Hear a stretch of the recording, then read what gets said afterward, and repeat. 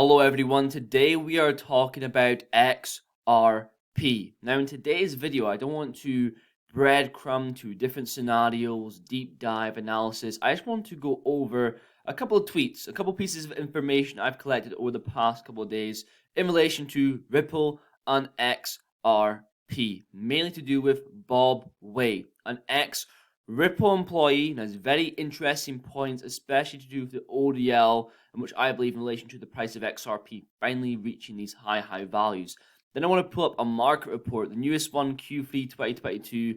Q4 obviously comes out in around mid-January, around that sort of time, and how actually from today's 2022 to 2021, the ODL volumes have not really increased that much, and what's actually going to increase that with demand and supply. It always comes back to the demand supply. So if that's something that interests you, leave a like down below. Stay around to the end of the video. And without further ado, here we go. Okay, so according to LinkedIn, Bob Way worked at Ripple from 2013 to 2018, 5 years. Here we have a thread by him on ISO 20022 migration. There's a few parts I want to read here. So the reason this 2022 transition is extremely helpful to Ripple's bank sales team is this means that every bank is required to implement new technology. Banks hate to change an already working process. Change can introduce new problems, which means bankers get fired. Further down, a part that I retweet in regards to the ODL, the biggest impact is going to be that even smaller banks are going to be upgrading their systems.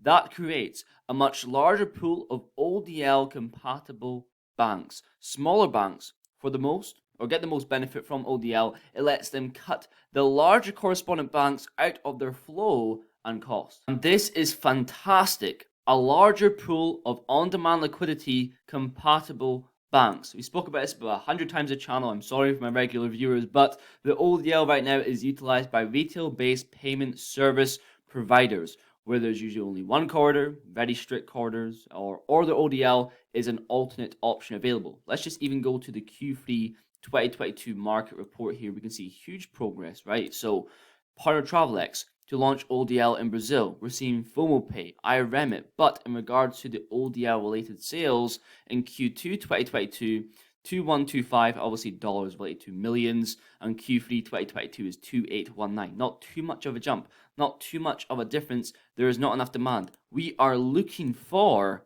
wholesale payments when it comes to banks involved, or the bigger boys, central bank RTGS systems. We are not talking about billions annually or billions worldwide. We're talking about trillions per day. The ODL is slept on. We're talking about a service here working across various markets through one single arrangement. Huge, right? Another tweet here by Bob Way. I'm going to leave the top of this thread down below in the description for you guys to check out after you watch this video. So because Swift technology and Ripple technology are easily made complementary, nothing in Ripple's ODL strategy directly competes with Swift's messaging nor Swift's relevance. Swift's messaging network would greatly simplify expanding Ripple's ODL network.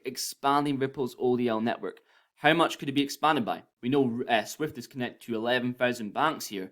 That is insane. Also, fantastic reply here. So what prevents it from working hand in hand? Is it politics? Well, obviously, a quote here reminds me of the video that we made in Quant a couple of days ago, where it was the actual Quant employee. Quant is involved, but they may not be involved for legal reasons.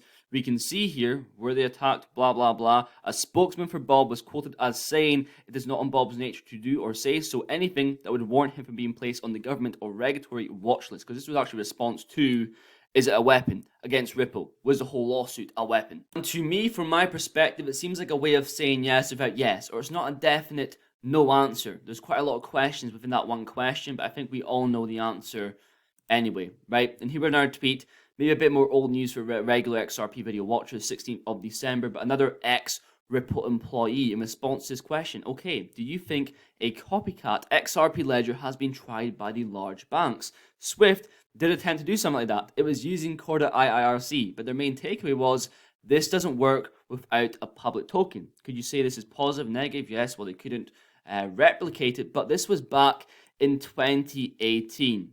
This is 2018. To have the narrative that they're not involved with blockchain, crypto, they've been testing for years now, and they have caught up. And this is why you don't go against Ripple. Right, this goes back to this thread here by Bob Way, another part that I want to read when it comes to they caught Swift's attention at the highest levels. So Ripple has been reported in the press as a thought leader in banking, fought to actually mount the leadership of Swift that seeks to retain. So hence, Ripple saw Swift as complementary, while the leadership at Swift saw Ripple as threatening their relevance. This is why the case is so important. Now I've got one piece of market news, then I want to go into the new financial system sort of things, sort of in the same theme of the yesterday's video and the XCC video and the videos recently on the channel. So we have here MoneyGram launches a Ripple-powered remittance platform in Brazil.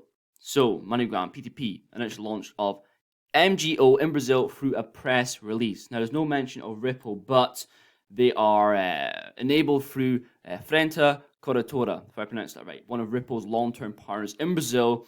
And the book isn't closed, right? Ripple, MoneyGram have stated they've been interested in revisiting their relationship in the future. And we could see a scenario where MoneyGram is not only using XLM, but they're also using XRP with the front end and the back end. Also, make sure you're following XX11, his name there, Cheat Sheet 2.0. All these cryptos involved, I believe the majority of these are involved in the new financial system in relation to Ripple XRP, Ripple Protocol Consensus Algorithm, and the Interledger. And in regards to this, we've spoken about XDC, for example, being a settlement mechanism within trade finance, being the conduit for trade finance, and prices moving, waiting for legislation and regulation. We spoke about LCX being known as the regulated exchange, the gravy train exchange fiasco, coming down burning, not having certain licenses in place, and your users being migrated to LCX in the new financial system. Also talked about their hash graph last night in relation to MTech CBDCs and being known as a leading DLT within this space. Now XRP, but we have to mention that banks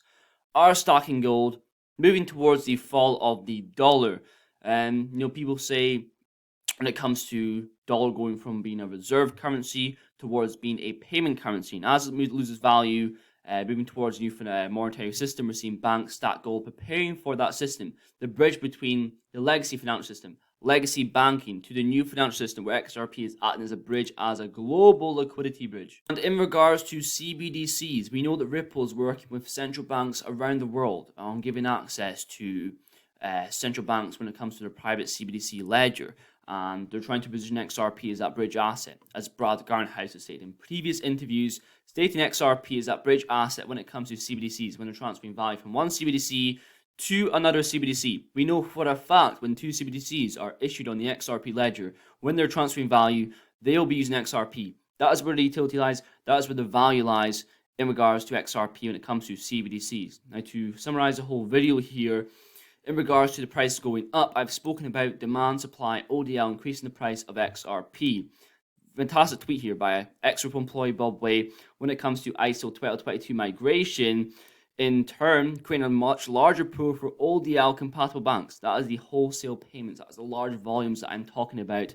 I am very excited for the future when it comes to XRP. But that's pretty much it for today's video. Hope you enjoyed it. Please leave a like down below, and I will definitely see you guys in the next one.